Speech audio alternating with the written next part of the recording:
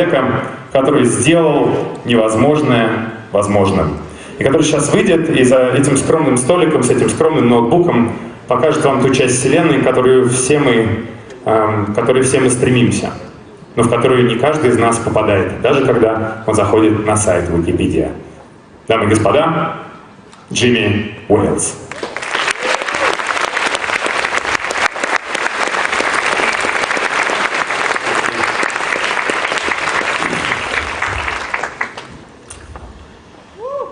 Hello. Woo!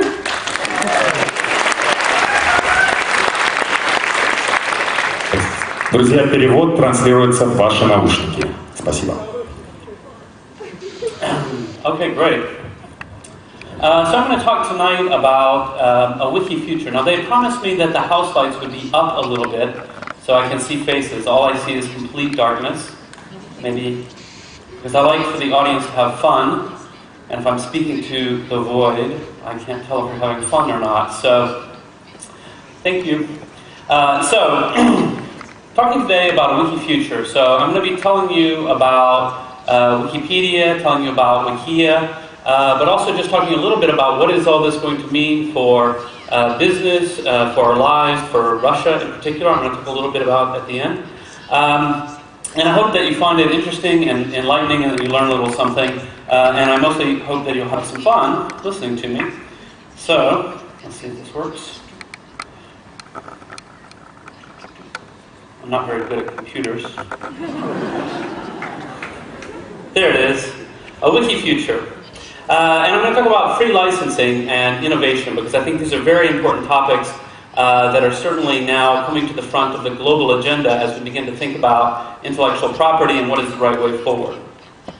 So Wikipedia began just over 10 years ago now with a very big idea, and that's for all of us to imagine a world in which every single person on the planet is given free access to the sum of all human knowledge. And that's what we're doing at Wikipedia. Now every piece of this mission statement is important. When I talk about the world, when I talk about every single person on the planet, free access, I'll explain what I mean by that. And the sum of all human knowledge. So, what is Wikipedia? First of all, how many people here have used Wikipedia? Okay, good. I came to the right lecture hall. But actually, of course, these days everyone is using Wikipedia. It's become one of the most popular websites in the world. Over 400 million people a month are visiting. But a lot of people who just visit Wikipedia don't necessarily know a lot of the ideas behind it. So how many people here have actually edited Wikipedia and made some change? Yeah? Oh, pretty good, pretty good. In fact, the Russian Wikipedia has had a lot of success in the last couple of years. It's been growing very quickly. And in part it's because we've got a really wonderful local community who's trying really hard to get good people to come and help edit Wikipedia and make it even better. So the definition of Wikipedia is that Wikipedia is a freely licensed encyclopedia written by thousands of volunteers in many languages. So I talk a lot about free. What do I mean by free when I say free access to Wikipedia?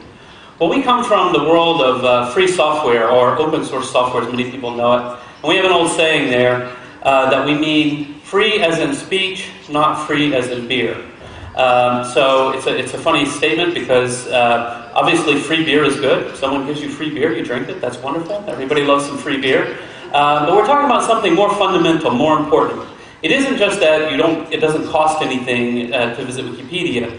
It's that everything in Wikipedia is freely licensed, meaning that you have the right to copy it, to modify it, to redistribute it. You can redistribute modified versions.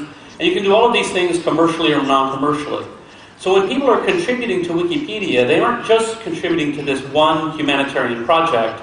They're contributing to a storehouse of knowledge that can be reused and repurposed for whatever people find interesting or useful. So if you want to take some articles from Wikipedia and translate them into a different language, you can do that. If you want to modify some Wikipedia entries to make them maybe easier to understand for younger students, you can do that. You can do all kinds of interesting things with Wikipedia, and you don't have to ask permission because we give it to the world freely. And that's something really important that I'm going to talk about later on, is that when we think today about culture and we think about cultural production, we need to think about the needs that people have to share knowledge and that our laws need to take that into account. So when I say the sum of all human knowledge, what do I mean by that? Well, I mean that Wikipedia is an encyclopedia. And that is a very definite type of reference work. Wikipedia is not an archive. Wikipedia is not a library. Wikipedia is not YouTube. I love YouTube. I love a funny cat video, the same as anybody. But there's certain things that don't belong in Wikipedia. Lots of fun things don't belong in Wikipedia. If you go to the Wikipedia entry on the Eiffel Tower in Paris, you'll get exactly what you would expect from an encyclopedia. You get the history of it, who was the architect, when was it built, why was it built, what was the cultural impact. But what you won't find in Wikipedia is what are the 5 best hotels nearby, or where's a good restaurant nearby. That's a perfectly valid thing to have, but that's a travel guide, and Wikipedia is not a travel guide. So we've remained very focused on this concept of having the summary of all human knowledge. It's not everything you could possibly ever want to know, but it's a good starting point. It's the place you should come when you say, oh, I need to know a little bit of something about this to get myself started on a project. And that's what we aim to do with Wikipedia. So we've been around for 10 years, and we now have more than 16 million articles. We're in 270 different languages.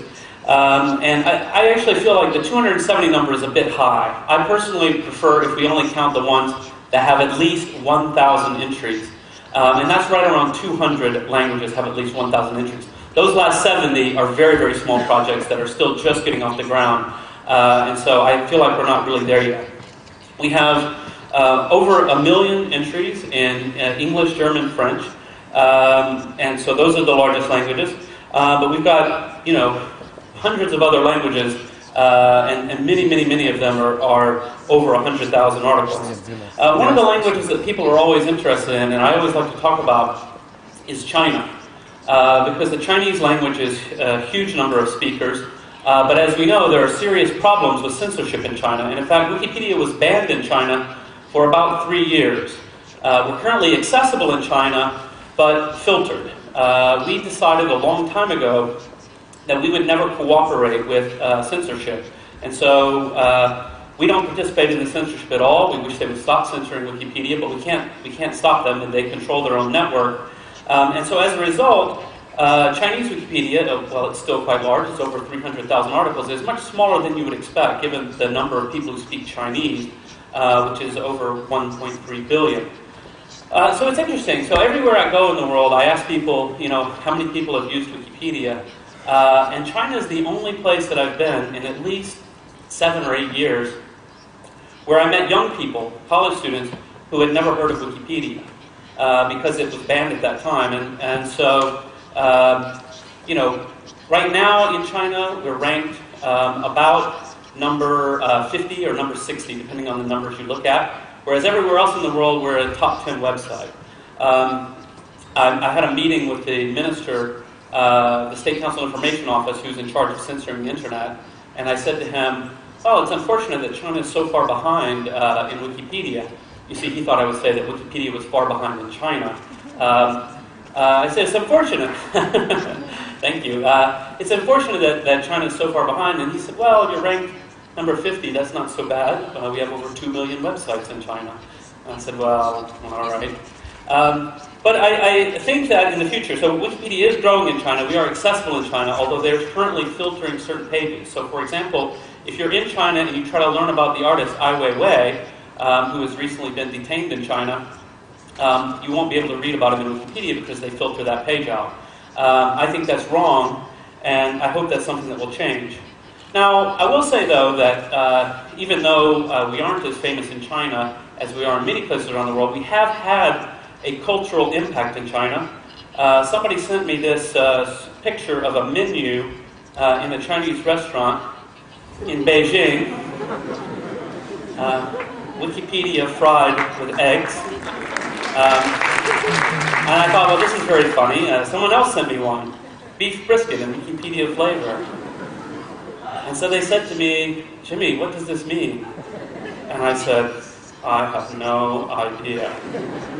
But I said, I do know who will know. Let me email with the Beijing Wikipedians and ask them, what is this all about? Here's the Wikipedia Bread Company in Dalian. So I emailed the Chinese Wikipedians and I got an email back saying, Jimmy, we have no idea. So these are all different food items, and it's all very strange. The only thing we've managed to figure out is just before the Olympics, a lot of the restaurants in Beijing were expecting a lot of foreigners to come, and so they all went quickly to translate their menus. Restaurants that normally wouldn't have English on their menus knew that with millions of foreigners coming, they would get a lot of business, and they needed to have English menus. And so you know how when you go into Google, and almost anything you type, the first thing that comes up is Wikipedia. So we think that, you know, someone said, how do you say this word in English? And I don't know, look in Wikipedia. Ah, Wikipedia. Okay. Stir-fried Wikipedia. I like the spicy one myself, with the bentos. Anyway, it's all very funny. But the truth is, I am very excited that China does seem to be opening up. It's still not perfect. They go forward, they go backwards, they waver. But my belief is that the Chinese authorities do understand that their current approach to the internet is not sustainable in the long run. They're not ready to open up and have a completely open internet just yet, but they realize that it's not really working. And so I'm hopeful that they will be encouraged to adopt some of the ideas that have been adopted elsewhere in the world, that free exchange of information is actually healthy and good for China. The one thing that they are doing, they are allowing a fair amount of criticism of local officials for corruption, because the central government has no interest in local corruption. They don't support local corruption at all, because, you know, if money goes into the pocket of a local official, it doesn't help China, and it certainly doesn't help them. But what they're creating thereby is a whole culture of bloggers who see, hey, we criticize the local government for doing something wrong, and it led to a positive change. Why can't we criticize the central government and bring about positive change? And so I think that in the future in China, they're going to find that by creating this wonderful network of bloggers and commentators and Wikipedians who are commenting on the world, people are going to understand this is a human right. This is our human right as citizens to say that we think that the government is not doing the right thing and to suggest alternatives. So another thing that people always find interesting is the question, how does the information in Wikipedia differ from one language to another? Well, of course, there are some differences. But one of the things you'll find is that the information is actually fairly similar in different places around the world. You can pick particular entries where it's more difficult, but for the most part it's very similar. And you know, one of the things that I always say, half jokingly, but it's actually true, is that the Wikipedia community, we are a bunch of geeks. And we love science fiction and science and technology. So our entries on science fiction and science and technology tend to be very, very good all around the world, and those are always very good topics, and we're weaker in other subjects. But when we look at what people are reading, there are some interesting differences. So this is a study that was done, and I know it's a little hard to see, but I'll just point out some of the main features. We did this study on what are the most popular entries in each language of Wikipedia, and how does it differ around the world. So the languages here are English, Chinese, Japanese, French, German, Russian, and Spanish. And so a few things to note. So first of all, Japanese, the big green bar here, the Japanese love pop culture. If you know anything about Japan, this makes perfect sense. It is true. The Japanese love Japanese pop culture, they love American pop culture, they love British pop culture, they love pop culture. And so they read a lot about pop culture and they're really, really into it. Some of the other things to notice, one is that the Germans are the most interested in geography. I'm not sure this is a good thing.